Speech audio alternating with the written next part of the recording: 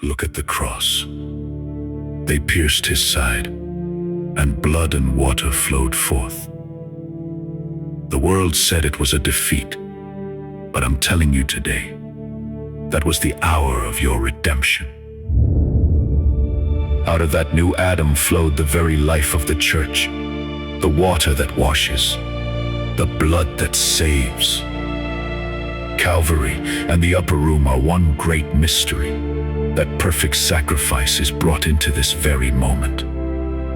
He said, "This is my body, this is my blood," and he offers it to you right now.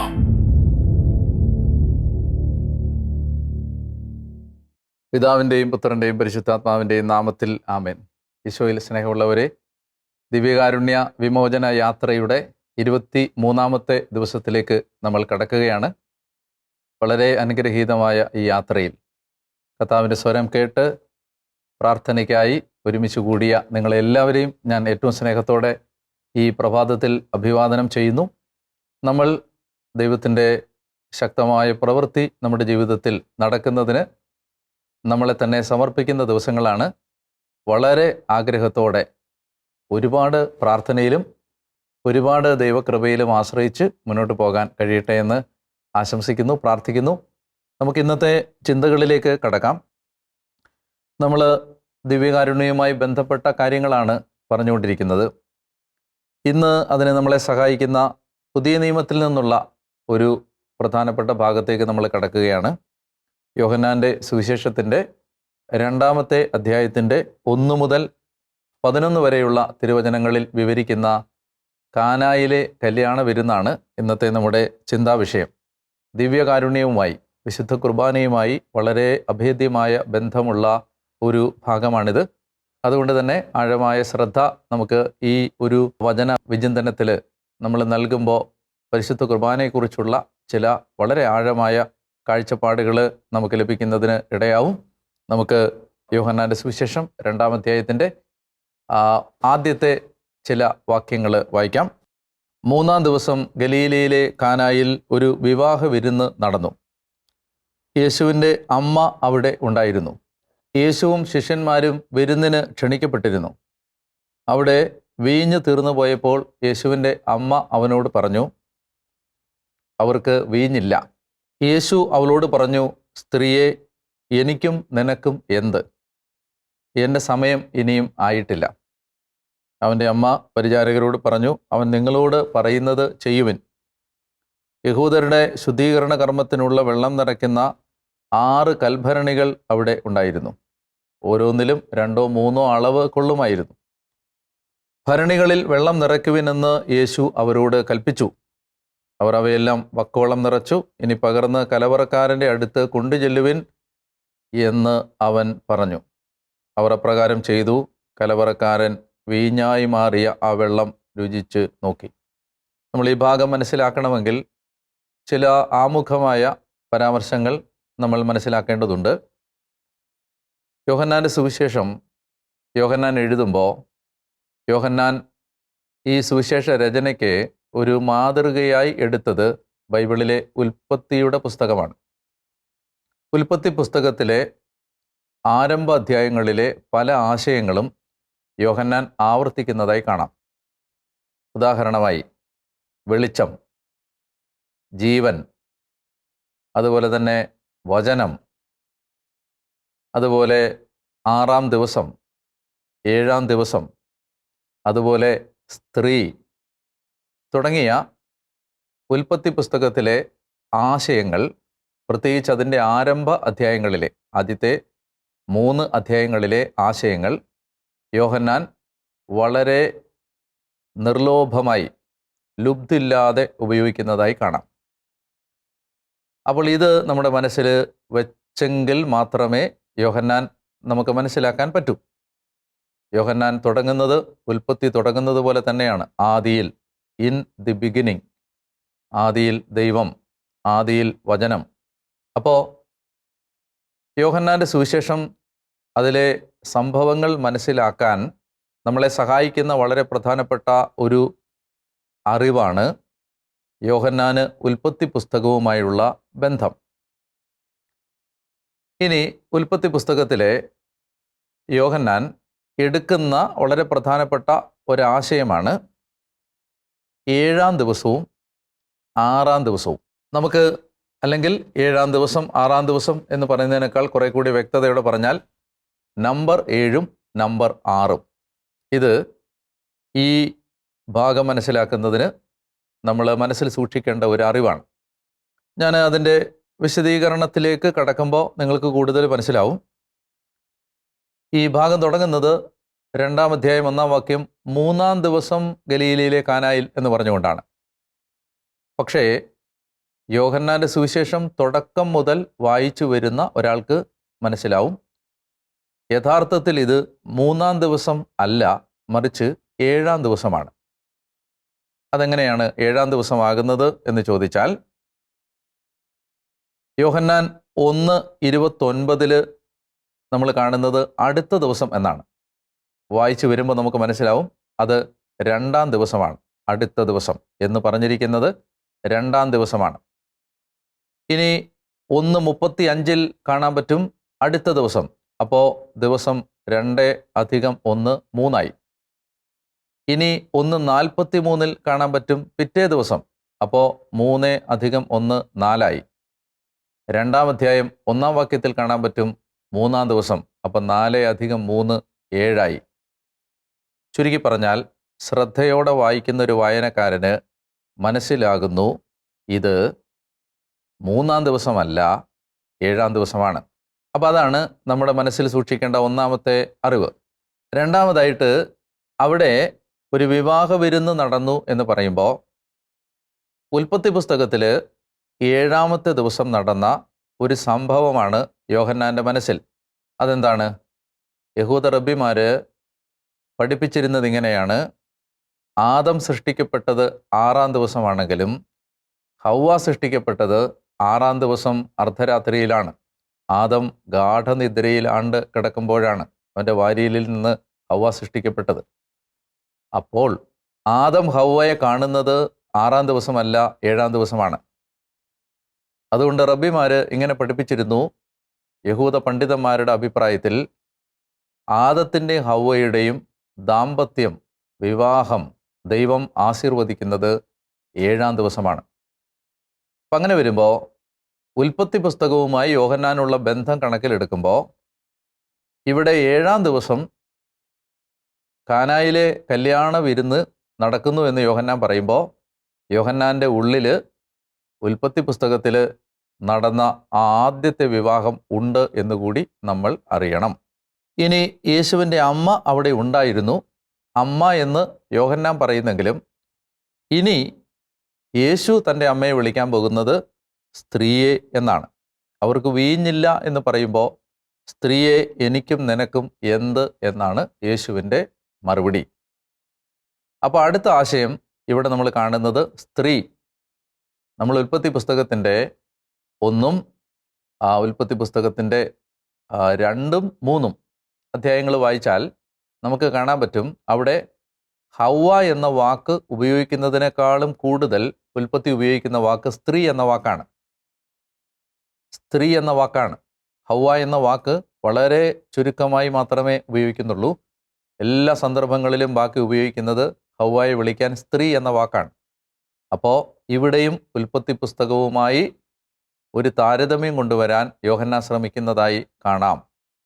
ഇനി മറ്റൊരു അറിവ് നമ്മൾ മനസ്സിൽ സൂക്ഷിക്കേണ്ടത്, യഹൂദരുടെ ശുദ്ധീകരണ കർമ്മത്തിനുള്ള വെള്ളം നിറയ്ക്കുന്ന എത്ര കൽഭരണികളാണ്?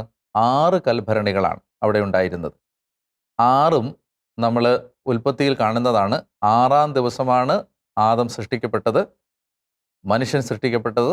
എന്നാൽ ദൈവം മനുഷ്യനെ സൃഷ്ടിച്ചത് 6-ാം ദിവസത്തിന് വേണ്ടിയല്ല, മനുഷ്യൻ തൻ്റെ തന്നെ കഴിവിൽ നിൽക്കാനല്ല, മറിച്ച് 7-ാം ദിവസത്തിന് വേണ്ടിയാണ് എന്ന് നമ്മൾ കണ്ടിരുന്നു. അപ്പോൾ ഇവിടെ 6 കൽഭരണികൾ, അതും നമ്മുടെ മനസ്സിൽ സൂക്ഷിക്കാം. ചുരുക്കി പറഞ്ഞാൽ എന്താണ് യോഹന്നാൻ കാനായിൽ നടന്ന ഈ വിവാഹ വിരുന്നിനെ ഇപ്രകാരം അവതരിപ്പിക്കുന്നത് വഴി വായനക്കാരായി നമ്മൾ അറിയണമെന്ന് ആഗ്രഹിക്കുന്നത്?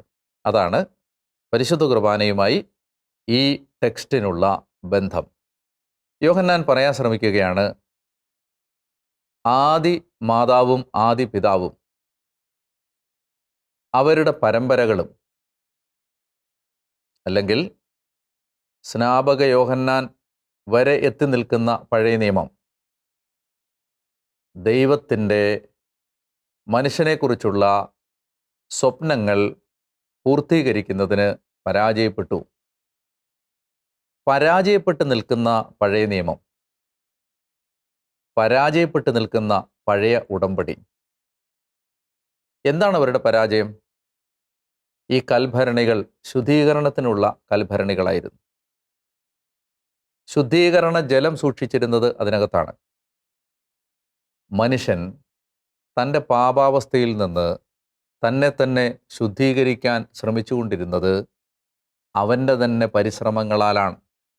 പാപം ചെയ്യുന്നു, ശുദ്ധീകരിക്കുന്നു, വീണ്ടും പാപം ചെയ്യുന്നു, ശുദ്ധീകരിക്കുന്നു. ഈ 6 കൽഭരണികൾ, 6 എന്ന നമ്പർ, ഒരു മനുഷ്യൻ അവൻ്റെ തന്നെ കഴിവിലാശ്രയിച്ച് അവൻ തന്നെ പരിശ്രമിക്കുന്നതിൻ്റെ, മനുഷ്യൻ്റെ സ്വന്തം പരിശ്രമങ്ങളുടെ നമ്പറാണ് 6. 6 കൽഭരണികൾ സൂചിപ്പിക്കുന്നത് പഴയ നിയമം മുഴുവൻ അത്യധ്വാനം ചെയ്ത് ദൈവം തങ്ങളെക്കുറിച്ച് ആഗ്രഹിച്ച ആ നീതിയുടെ നിലവാരത്തിലേക്കെത്താൻ പരിശ്രമിച്ച് പരാജയപ്പെട്ട് നിൽക്കുന്ന ആ പഴയ നിയമത്തിൻ്റെ പ്രതീകമാണ് ഈ ഒഴിഞ്ഞ 6 കൽഭരണികൾ. ഈ കൽഭരണികളിൽ വെള്ളം കൊള്ളുമായിരുന്നെങ്കിലും അതിനകത്തൊന്നും വെള്ളം ഉണ്ടായിരുന്നില്ല. അതുകൊണ്ടാണ് അവർക്കത് എടുത്തുകൊണ്ട് വരാൻ പറ്റിയതും അതിൽ വെള്ളം നിറയ്ക്കാൻ യേശു ആവശ്യപ്പെട്ടതും. അപ്പോൾ കാനായിലെ കല്യാണ വീട്ടിലെ ഒഴിഞ്ഞ കൽഭരണികൾ സൂചിപ്പിക്കുന്നത് മനുഷ്യനെ ശുദ്ധീകരിക്കാൻ പരാജയപ്പെട്ട് നിൽക്കുന്ന ആ പഴയ നിയമത്തിൻ്റെ പ്രതീകമാണ് 6 കൽഭരണികൾ.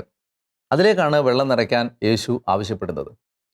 അപ്പോൾ വെള്ളം നിറയ്ക്കുമ്പോൾ ആ വെള്ളം കർത്താവ് വീഞ്ഞാക്കി മാറ്റുകയാണ്. അതിൻ്റെ അർത്ഥം വെള്ളത്തിൻ്റെ ഗുണമേന്മയല്ല വീഞ്ഞിൻ്റെ ഗുണമേന്മ, വെള്ളത്തിൻ്റെ സാന്ദ്രതയല്ല വീഞ്ഞിൻ്റെ സാന്ദ്രത, അതിനെ ഗുണമേന്മയുള്ളതാക്കി മാറ്റുകയാണ്. അതായത് പഴയ നിയമത്തിന് കഴിയാതെ പോയ കാര്യം യേശു പുതിയ നിയമത്തിലൂടെ ചെയ്യുകയാണ്. ഇനി അടുത്ത ചോദ്യം, യേശു അതെങ്ങനെയാണ് ചെയ്യുന്നത്? കർത്താവ് അതെങ്ങനെയാണ് എക്സിക്യൂട്ട് ചെയ്തത്? അത് വെള്ളത്തെ വീഞ്ഞാക്കി മാറ്റിക്കൊണ്ടാണ്. അപ്പോൾ അവിടെ വീഞ്ഞ് സൂചിപ്പിക്കുന്നത് എന്താണ് എന്നറിയണമെങ്കിൽ ഈ ഭാഗത്ത് പരിശുദ്ധ അമ്മ യേശുവിനോട് അവർക്ക് വീഞ്ഞില്ല എന്ന് പറയുമ്പോൾ കർത്താവിൻ്റെ ഉത്തരം, എൻ്റെ സമയം ഇനിയും ആയിട്ടില്ല എന്നാണ്. യോഹന്നാൻ്റെ സുവിശേഷത്തിൽ സമയം എന്ന വാക്ക് യേശു ഉപയോഗിക്കുന്നത് തൻ്റെ മരണത്തെ സൂചിപ്പിക്കാനാണ്. അപ്പോൾ യേശു പറയാൻ ശ്രമിക്കുന്നത്, ഈ വെള്ളം വീഞ്ഞാക്കി മാറ്റുന്ന, അല്ലെങ്കിൽ പഴയ നിയമത്തിന് കഴിയാതിരുന്ന മനുഷ്യനെ ശുദ്ധീകരിക്കാനുള്ള കാര്യം, ആ ശുദ്ധീകരണ കർമ്മം ഞാൻ കൊണ്ടുവരാൻ പോകുന്നത്, ഞാൻ നിർവഹിക്കാൻ പോകുന്നത് എൻ്റെ മരണത്തിലാണ്, എൻ്റെ മരണത്തോടു കൂടിയാണ്, എൻ്റെ മരണത്താലാണ്.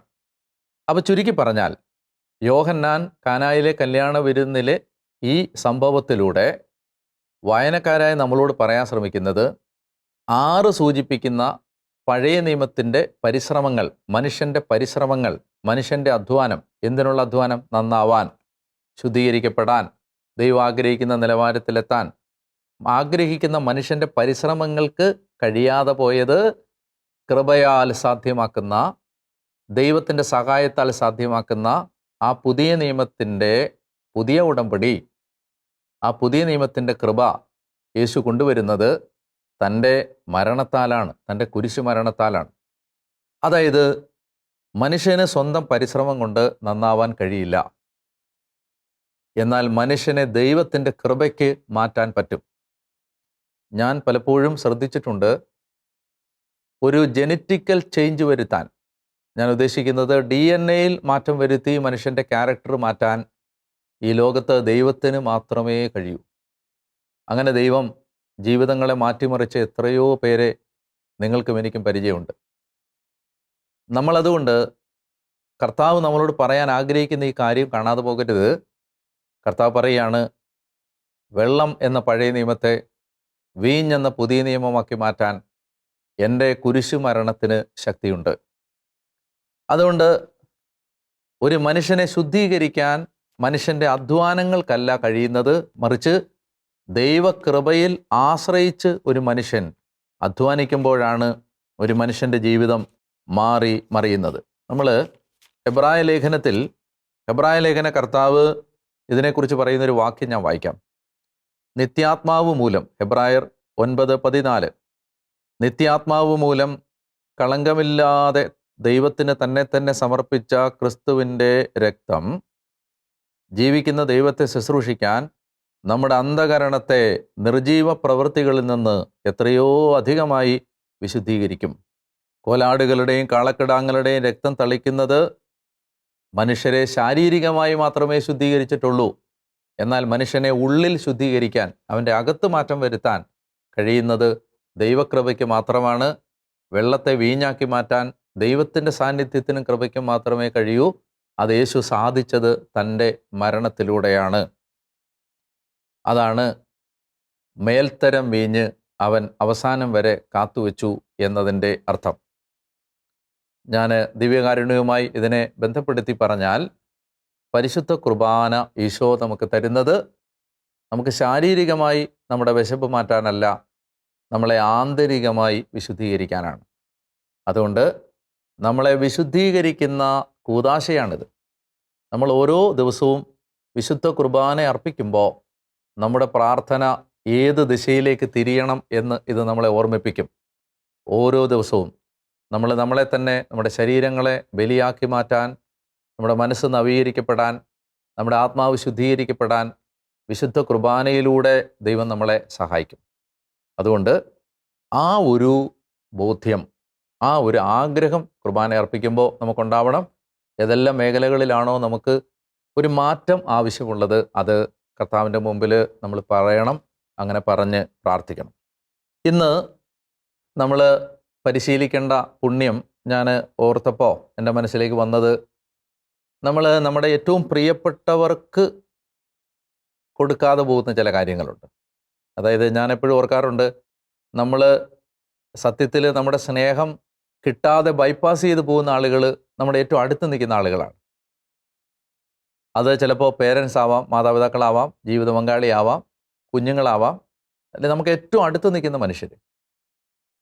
ഇന്നത്തെ നമ്മുടെ ഒരു അഭ്യസിക്കേണ്ട പുണ്യം അവരുടെ കൂടെ കുറച്ച് സമയം ക്വാളിറ്റേറ്റീവായിട്ട്, ഗുണപരമായിട്ട് ചെലവഴിക്കുക എന്നുള്ളതാണ്. അപ്പോൾ തിന്മ അവർക്ക് കൊടുക്കാതിരുന്ന ഒരു സ്നേഹം, ഒരു കരുതൽ, അത് ചിലപ്പോൾ ഒരു ഗിഫ്റ്റ് വാങ്ങിക്കൊടുക്കുന്നതിലാവാം, അല്ലെങ്കിൽ കുറച്ച് സമയം അവർക്ക് വേണ്ടി സ്പെൻഡ് ചെയ്യുന്നതിലാവാം, പേരൻസൊക്കെ വൃദ്ധരാണെങ്കിൽ അവരെ ഒന്ന് വിസിറ്റ് ചെയ്യുന്നതിലാവാം.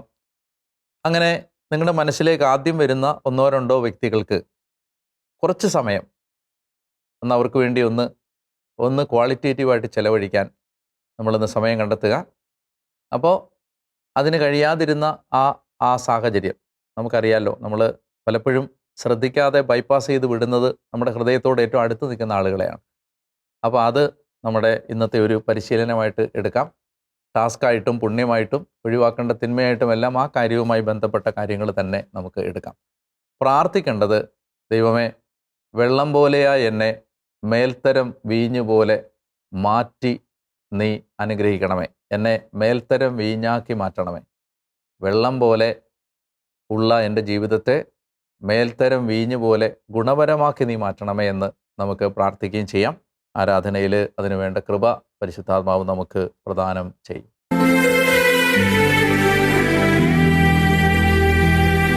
പരിശുദ്ധ പരമ ദിവ്യകാരുണ്യീശോയ്ക്ക് നേരവും ആരാധനയും സ്തുതിയും പുകഴ്ചയും ഉണ്ടായിരിക്കട്ടെ. നല്ല കർത്താവേ, ഈ ദിവസത്തിന് ഒരിക്കൽ കൂടി നന്ദി പറഞ്ഞ് പ്രാർത്ഥിക്കുന്നു. ഈ ആരാധനയിൽ ഞങ്ങളോടൊപ്പം പങ്കുചേരുന്ന ലോകത്തിൻ്റെ നാനാഭാഗങ്ങളിൽ കർത്താവിനെ ആരാധിക്കാൻ ഒരുമിച്ച് വരുന്ന എല്ലാ പ്രിയപ്പെട്ടവരെയും കർത്താവെ നിൻ്റെ മുമ്പിലേക്ക് ഒരിക്കൽ കൂടി സമർപ്പിക്കുന്നു. ഈ പ്രാർത്ഥനാ യാത്രയിൽ ഞങ്ങളെ ഒരുമിച്ച് കൂട്ടിയ അവിടുത്തെ കൃപയ്ക്ക് നന്ദി പറയുന്നു.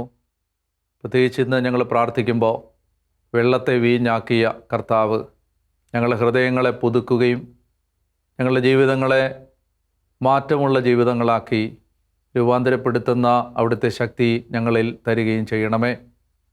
വെള്ളം വീഞ്ഞാക്കി മാറ്റിയതുപോലെ കർത്താവേ, ഞങ്ങളുടെ ബലഹീനതകളെ കൃപയാക്കി മാറ്റണമേ. ഞങ്ങളുടെ കഴിവുകേടുകളെ ശക്തിയാക്കി മാറ്റണമേ. ഞങ്ങളുടെ പാപങ്ങളെ പുണ്യമാക്കി മാറ്റണമേ. ഞങ്ങളുടെ അറിവുകേടുകളെ ജ്ഞാനമാക്കി മാറ്റണമേ. ഞങ്ങളുടെ നിസ്സഹായതയെ ദൈവശക്തിയാക്കി മാറ്റണമേ. കർത്താവേ, ഞങ്ങളുടെ മുറിവുകളെ തിരുമുറിവുകളാക്കി മാറ്റണമേ. കർത്താവേ, ഞങ്ങളുടെ ദാരിദ്ര്യത്തെ സമ്പത്താക്കി മാറ്റണമേ. ഞങ്ങളുടെ രോഗങ്ങളെ ആരോഗ്യമാക്കി മാറ്റണമേ. കർത്താവേ, അങ്ങയുടെ മുമ്പിൽ കർത്താവേ, വീഞ്ഞുപോലെ, മേൽത്തരം വീഞ്ഞുപോലെ രൂപാന്തരപ്പെടാൻ ഞങ്ങളെ സഹായിക്കണം എന്ന് പ്രാർത്ഥിക്കുന്നു. പ്രിയപ്പെട്ടവരെ, നമ്മുടെ കുടുംബങ്ങളിലേക്ക് കർത്താവിൻ്റെ പരിശുദ്ധ കുർബാനയുടെ ശക്തി ഒഴുകി വരാൻ നമുക്ക് ഈശോയുടെ ആശീർവാദം സ്വീകരിക്കാം.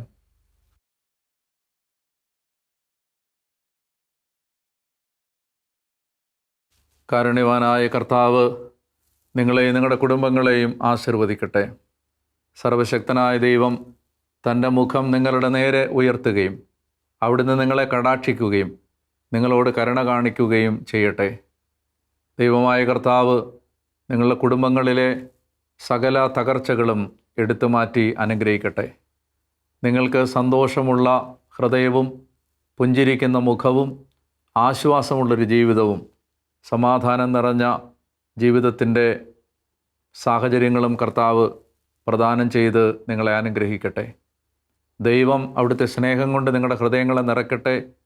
വെള്ളം പോലെ ജീവിതത്തിൻ്റെ കഷ്ടപ്പാടുകൾ വീഞ്ഞായി മാറുന്ന അനുഭവം നിങ്ങൾക്ക് ഉണ്ടാവട്ടെ. യേശുവിൻ്റെ ശരീരത്തിൻ്റെ യോഗ്യതകളാൽ തന്നെ. ആമേൻ. പരിശുദ്ധ പരമദിവ്യകാരുണ്യ ഈശോയ്ക്ക് എന്നേരവും ആരാധനയും സ്തുതിയും പുകഴ്ചയും ഉണ്ടായിരിക്കട്ടെ.